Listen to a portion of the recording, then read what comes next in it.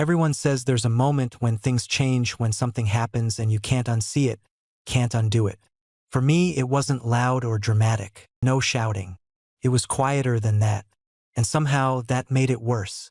The strange thing is, Thomas and I never talked about what happened. Not that night, not the morning after, not even in the weeks that followed. We just agreed, without saying a word, to pretend it never did. Meanwhile, everyone else seemed to get the memo we refused to write. It started on a Thursday. I remember that because Thursdays were our routine nights: takeout, cheap beer, whatever series we were half watching but mostly ignoring. We'd been roommates for almost 2 years by then. Long enough that our lives were tangled in small, boring ways. Shared grocery lists, inside jokes, an unspoken agreement that I always did the dishes and he always took out the trash. From the outside, we looked exactly like what we were supposed to be. Two straight-passing guys in our late 20s, working too much, complaining about rent, drifting through life together because it was easier than doing it alone. Except, I wasn't straight. And Thomas was complicated. That night had started like any other. He came home late, tie already loosened, sleeves rolled up, looking exhausted in that way that somehow made him even more attractive. I was on the couch, laptop balanced on my knees, pretending to work. "You eat yet?" he asked, dropping his keys into the bowl by the door. "Nope," I said. "I was waiting for you. Domestic bliss and all that." He snorted, that familiar half-laugh that always made me feel weirdly proud. Like I'd earned it. "Chinese. Obviously. We ate straight from the containers. That wasn't new. We'd always been like that, too close, too comfortable. I trained myself not to think about it. About him. At some point, the conversation drifted. Work gossip. His boss being an idiot. My failed attempt at dating apps. He didn't tease me about being gay anymore, not because he ever did it cruelly, but because at some point it had stopped being a thing between us. Then the power went out. Total blackout. TV dead. Apartment suddenly quiet except for the hum of the city outside. "Seriously?" Thomas groaned. "Of course this happens now." I laughed and reached for my phone flashlight. "Romantic timing." He shot me a look. "Don't make it weird." The silence stretched. "I'll check the fuse box," he said, standing up. "Want help?" He hesitated. Just for a second. "Yeah, sure." The hallway was narrow, barely enough space for 2 people. Neither of us said anything. If I'm being honest, I don't know who leaned in first. Maybe we both did. Maybe neither of us did. But suddenly his forehead was resting against mine. "Joseph," he said quietly. Not a warning. Not a question. Just my name. That was all it took. I won't get into details. Not because they weren't intense, they were, but because what mattered more was how it felt afterward. The way we stood there in the dark, like if we stayed still enough the world wouldn't notice. Eventually, the power came back on. Lights flickered. Reality snapped into place. Thomas stepped back like he'd been burned. "Okay," he said too quickly. "Fuse is fine. Must have been the building." "Yeah," I replied, my voice not quite steady. "Probably." And just like that, it was over. We went back to the couch, turned the TV back on, finished our food, talked about nothing. The next morning, he made coffee like usual. I grabbed my mug like usual. We said goodbye like usual. But here's the thing, people started looking at us differently. At the grocery store, the cashier smiled a little too knowingly. At work, our mutual friends asked how we were doing. Someone at a party joked, "You two are basically married already." Thomas would laugh it off. I would too, because that was the deal. We were pretending nothing had happened, even though everyone else already knew something had. And the worst part? So did we. After that night, the apartment felt different in ways I couldn't explain without sounding insane. Nothing had changed, at least not on the surface. Thomas still left his shoes by the door like a psychopath. I still complained and moved them anyway. We still ate together, still watched TV, still existed in the same small orbit. But underneath it all, there was this low, constant awareness. Like a hum you stop noticing until the moment it cuts out. We were hyper-aware of each other. I noticed how often he looked at me and then looked away. how his jokes landed softer now, and I hated how much I noticed. One Saturday morning, we ran into our neighbors in the stairwell. A straight couple, loud, always fighting, always making up. The guy grinned at us and said, "You two still living the dream together?" Thomas smiled easily. "Someone's gotta do it." The girl laughed. "Honestly, I thought you guys were together when we first moved in." I felt it immediately, the tension beside me. Thomas didn't react fast enough. Just a half-second too slow. "Oh yeah," he said finally. "Why's that?" She shrugged. "I don't know. You just act like it." There it was. Again. I held my breath, waiting for him to laugh it off harder than necessary, like he usually did. Instead, he just nodded. "Huh," he said. "Weird." We walked the rest of the way down in silence. Inside the apartment, he dropped his keys on the counter harder than needed. "People are so annoying," he muttered. "Yeah," I said. "They read into stuff that isn't there." The lie sat between us, heavy and obvious. That became our pattern. Someone would imply something. We'd deny it without really denying it. Then we'd both pretend it hadn't happened. At night, I lay in bed listening to him move around in his room. The floor creaking, the low murmur of his voice when he took late calls. I wondered if he ever replayed that moment in the hallway the way I did. If he remembered the way he'd said my name like it meant something else. I didn't bring it up because I was terrified of what the answer might be. A few weeks later, we went to a friend's birthday. Crowded bar, loud music, cheap shots. Thomas stuck close to me the entire night, which wasn't unusual, but this time it felt intentional. Protective, almost. At one point, a guy started flirting with me. Harmless, casual. Thomas noticed immediately. "He with you?" the guy asked, nodding toward Thomas. "No," I said. "Just my roommate." Thomas raised his eyebrows but didn't correct him. Later, while I was ordering drinks, Thomas leaned in close, mouth near my ear so I could hear him over the music. "You okay?" he asked. "Yeah." "Why?" He shrugged. "Just checking." On the walk home, the city felt quieter than usual. Thomas shoved his hands into his jacket pockets, shoulders tense. "You ever think about moving out?" he asked suddenly. The question hit me harder than it should have. "What? No. Why?" "I don't know," he said. "Just thinking ahead." "To what?" He stopped walking. I stopped too. For a moment, I thought he was finally going to say it. Whatever it was. But instead, he shook his head and started walking again. "Never mind," he said. "Forget it." That night, I lay awake longer than usual. Because pretending nothing had happened was one thing. But pretending nothing was still happening? That was getting harder by the day. And the worst part was knowing that eventually, one of us was going to break first.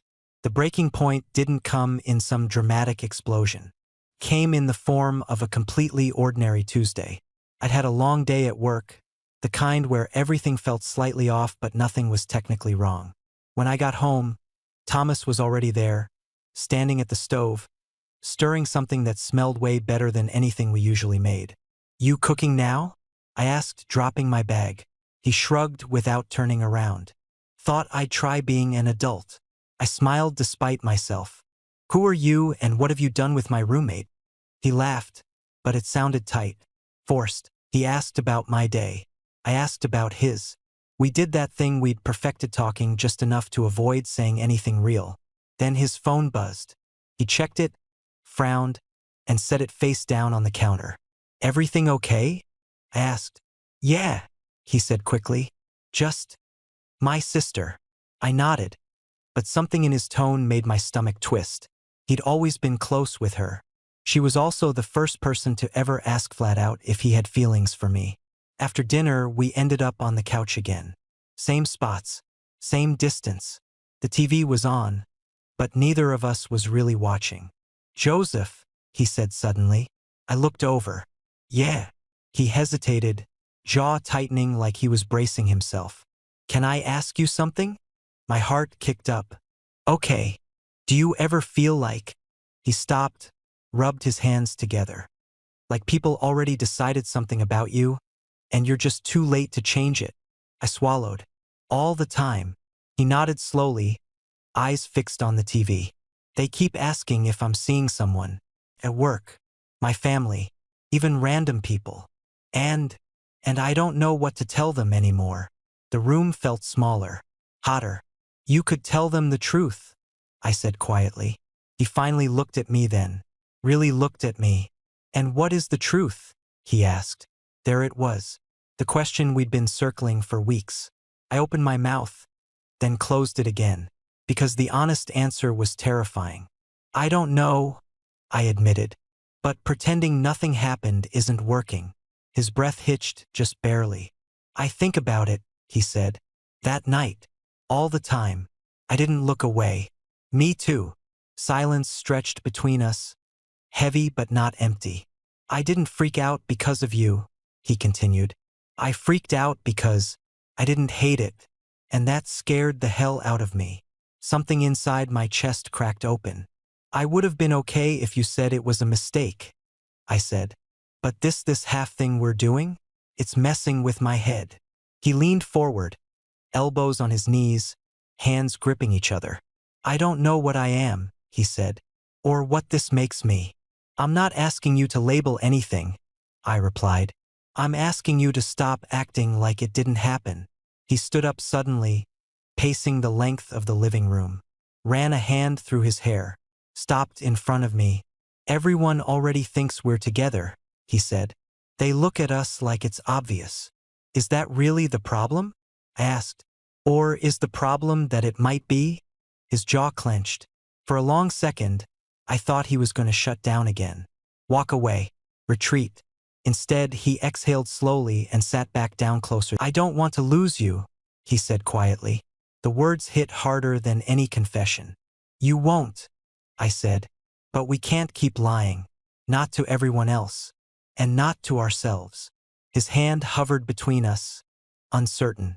Then, finally, he let it rest over mine. Outside, a car passed. Someone laughed on the street below. Life went on like nothing was changing. But sitting there, hand in hand, we both knew something had. And pretending otherwise wasn't an option anymore. Nothing changed overnight. And somehow that was the most honest part of all of it. I didn't suddenly wake up brave. We didn't label anything, didn't make promises, didn't even move our hands for a long time. We just sat there, fingers loosely intertwined, like we were testing whether the ground would give out beneath us. Eventually, he pulled his hand back, not abruptly, not like before, just carefully. I need time, he said, not to run, just to catch up with myself. I can do time, I replied. I just can't do pretending. He nodded. Fair. That became our new unspoken agreement. No more lies, no more rewriting reality, but also no rushing ahead of what either of us could handle. The shift was subtle, but other people noticed immediately. At brunch with friends that weekend, someone joked, "You guys got quieter. Should we be worried?" Thomas smiled, softer than usual. Nah, just thinking more. Our friend raised an eyebrow, amused. Aha! I caught Thomas glancing at me across the table, like he was checking whether I was okay. I was nervous, sure, but lighter than I'd been in weeks. At home, the tension didn't disappear. It changed shape. We talked more. Real conversations this time. About his childhood. About my last serious relationship. About how lonely it can feel to live a life everyone assumes they already understand. One night, we stayed up too late, sitting on the kitchen floor with beers between us. You know what messes with me the most? He said. That it didn't feel like a discovery. It felt like remembering something I'd forgotten. I leaned my head back against the cabinet. Yeah, that. He laughed quietly. You ever feel like we've been circling this for years? I try not to think about it, I admitted. But, yeah, till the night his sister came to visit.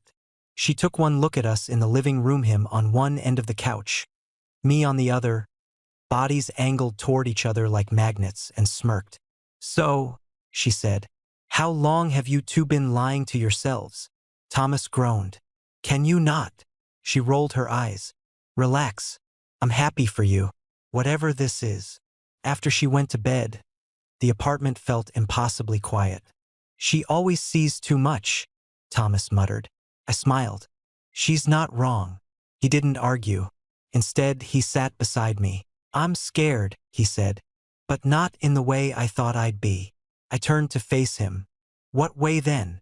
"That if we don't do something about this, I'll regret it more than if we do." My heart pounded, steady and loud. "Thomas," I said, "I'm right here. I've been right here." He looked at me for a long second. Then he leaned in, not rushed, not hesitant, just deliberate, and pressed his forehead to mine, the same way he had in the dark hallway weeks ago. "Okay," he said quietly. I smiled. "Okay? Yeah, just okay." He exhaled, a shaky laugh slipping out. "That felt like something I don't want to pretend didn't happen." "Good," I said, "because I'm out of pretending." We sat there for a while afterward, shoulders touching, the TV still playing something neither of us had followed for the past 20 minutes. His knee bounced nervously, and at one point I reached down and stilled it with my hand. He didn't pull away. The next morning felt strange in a different way. Not awkward, more like waking up in a place you know well, but seeing it in a new light. Thomas was already in the kitchen when I came out, hair messy, wearing one of those old t-shirts he refused to throw away. "Morning," he said, watching me a little too closely. "Morning," I replied. We smiled at the same time, then both laughed because it was ridiculous how charged a simple greeting suddenly felt. Nothing else happened. No dramatic declarations. No second kiss. Just coffee, toast, and a mutual awareness humming under everything. But the world did not miss the shift. When we walked into work events together, people paused. When Thomas talked about his weekend, coworkers looked between us like they were waiting for a punchline. My friends stopped asking if I was seeing anyone and started asking, "So, how's Thomas?" One night, someone straight up said it. "You know, a friend told me over drinks. You two stopped trying to convince us you're not together." That's how we knew. I went home and told Thomas. He groaned, dragging a hand down his face. "I knew it. Everyone already thought it," I said. "We just finally stopped correcting them." He leaned against the counter, thoughtful. "Does that bother you?" I shook my head. "Not really." "Does it bother you?" He took a second before answering. "Less than I thought it would." That was the thing with Thomas. Every honest moment loosened something in him. Not all at once, just enough to breathe easier. We didn't tell people explicitly. We didn't announce anything. We just let it be. Let people assume. He rested his head against my shoulder this time without hesitation. "You ever think about how obvious this was?" he murmured. "All the time," I said. "I think everyone else was just waiting for us to catch up." He smiled into my shoulder. "I'm glad we did." "Me too." Because pretending nothing happened had been exhausting.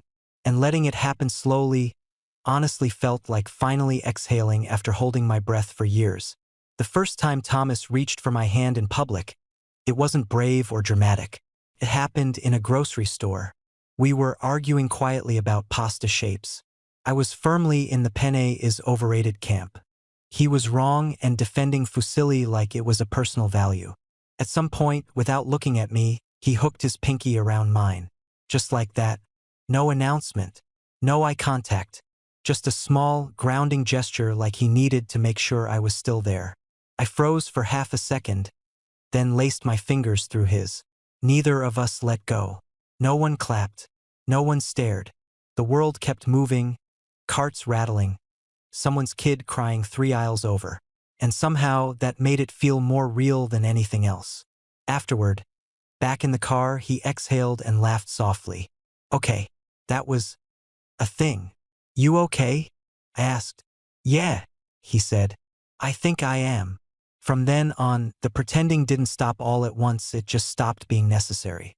We still didn't use labels. Still didn't post anything. But Thomas stopped correcting people when they assumed. He stopped flinching when someone called me his partner instead of his roommate. And I stopped waiting for the moment he'd pull away. One night, lying on opposite ends of the couch, he spoke into the dark. "You know what I used to think?" he said. What? That if I ever crossed that line, everything would change. I'd lose control, lose myself. And, I asked. He rolled onto his side, facing me. Turns out I just feel more like myself, which is annoying. I smiled. Welcome to the club. Not everything was easy. There were awkward conversations, long pauses, moments where old habits crept back in and he'd retreat for a day or two, needing space. I gave it to him not because I was afraid, but because I trusted him now. And he always came back. The real test came when someone finally asked him outright. We were at a small get-together, half-drunk, sitting too close like usual. Someone gestured between us and said, half joking, half serious, "So, are you guys together or what?" The room went quiet. I didn't look at Thomas. I didn't want to corner him. I just waited. He took a breath. "Yeah," he said. Simple, clear, no apology in it. "We are." My chest tightened not with fear, but with something like relief. Later that night, back home, he leaned against the door after we came in, eyes closed. "That felt big," he admitted. I stepped closer. "You did good." He opened his eyes and smiled at me. Not nervous, not unsure, just honest. "Thanks for not pushing," he said, "and for not walking away." I shrugged lightly. We both took our time. Once the words were out there, yeah, we are, something settled between us. Not excitement exactly, not nerves either. It was steadier than that. Like finally standing on solid ground after months of balancing on something half-built. People adjusted faster than I expected. Our friends didn't make a big deal out of it, which felt like the biggest kindness. A couple of raised eyebrows. A few knowing smiles. One very enthusiastic. About time. And then life just kept going. At home, though, things shifted in ways that felt more intimate than public hand-holding ever could. Thomas started leaving his door open. Not as a statement, just casually, like he'd forgotten there was ever a reason to close it. We fell into a rhythm of ending our days together, sometimes talking, sometimes just existing in the same quiet space. One night, while brushing our teeth side by side, he caught my eye in the mirror and smiled. "This still feels weird," he said. "Good weird or bad weird?" He rinsed, wiped his mouth. "Good. Just unfamiliar." I leaned against the counter. "We don't have to rush into anything." "I know," he said, then softer. "But I don't want to keep you in limbo either." That mattered more than he probably realized. A few days later, his sister texted me directly for the first time. "So, he finally got brave." "Huh? Take care of him. He's terrible at talking when he's scared." I stared at the message longer than necessary before replying. "I know. I am." Thomas watched me type, pretending not to read over my shoulder. "She like you?" he asked casually. "She already did," I said. "Now she's just relieved." He laughed, shaking his head. Figures. The truth was, Thomas was still figuring things out. What it meant, what it didn't. There were nights he'd go quiet, thoughtful, distant, not pulling away, just processing. And instead of panicking like I used to, I let him have that space. Because he always came back clearer. One evening, we took a walk after dinner. The city warm and slow around us. He slipped his hand into mine like it was the most natural thing in the world. "I used to think love was supposed to hit you like a truck," he said. "Big, obvious, impossible to ignore. And now?" I asked. "And now I think it's this," he said, lifting our joined hands slightly. Quiet, persistent, hard to shake. I squeezed his fingers. "Yeah, that." We stopped at a crosswalk, surrounded by strangers who didn't know us and didn't care. The light turned red. He looked at me, really looked at me. "You know everyone saw it before we did, right?" he said. I smiled. "They always do." He leaned in and kissed me there, unbothered by who might notice. Not long, not dramatic, just real. And in that moment, I realized something. We hadn't been pretending because we were afraid of what people would think. We'd been pretending because we weren't ready to admit how much it already mattered. But now there was nothing left to hide. The funny thing about pretending is that you don't realize how tired you are until you stop. Months passed, quietly. No milestones you'd post about. No anniversaries circled on a calendar. Just mornings where Thomas made coffee without asking how I took it. Evenings where I'd automatically reach for his jacket when he forgot it. Nights where we fell asleep tangled together like that's how it had always been. Sometimes I'd catch him watching me, really watching me, with this calm, settled expression that still caught me off guard. "What?" I'd ask. He'd shake his head, smiling. "Nothing. Just didn't think I'd get this." "Get what?" "This," he'd say, gesturing vaguely between us. "And not have it feel like a compromise." That was Thomas in a sentence. Honest, but only once he was sure. One evening, long after all the drama had burned itself out, we were back in the hallway where it had started. The fuse box had been replaced. The lighting was brighter now, less forgiving. "I hate this hallway," he said suddenly. I raised an eyebrow. "Trauma?" He chuckled, then grew serious. "No. I just keep thinking about how close I came to walking away from you that night." "You didn't," I said. He nodded. "I know. But I almost did." He stepped closer, resting his forehead against mine, just like before. Only this time there was no fear in it. "Thank you for staying," he said quietly. I swallowed. "Thank you for coming back." Outside, the city kept doing what it always does. People passed us every day who had no idea we'd once built a whole lie just to survive our own feelings. Friends still joked about how obvious we were from the beginning. And they weren't wrong. We had pretended nothing happened while everyone else already knew. But the truth is something had happened. Slowly, relentlessly, in 100 tiny moments that refused to be ignored. And in the end, the only people fooled by our act were the two of us. Now, standing there with Thomas, arms around each other, no pretending left to do, it finally felt simple. Not easy, not perfect, just real. And that was more than enough.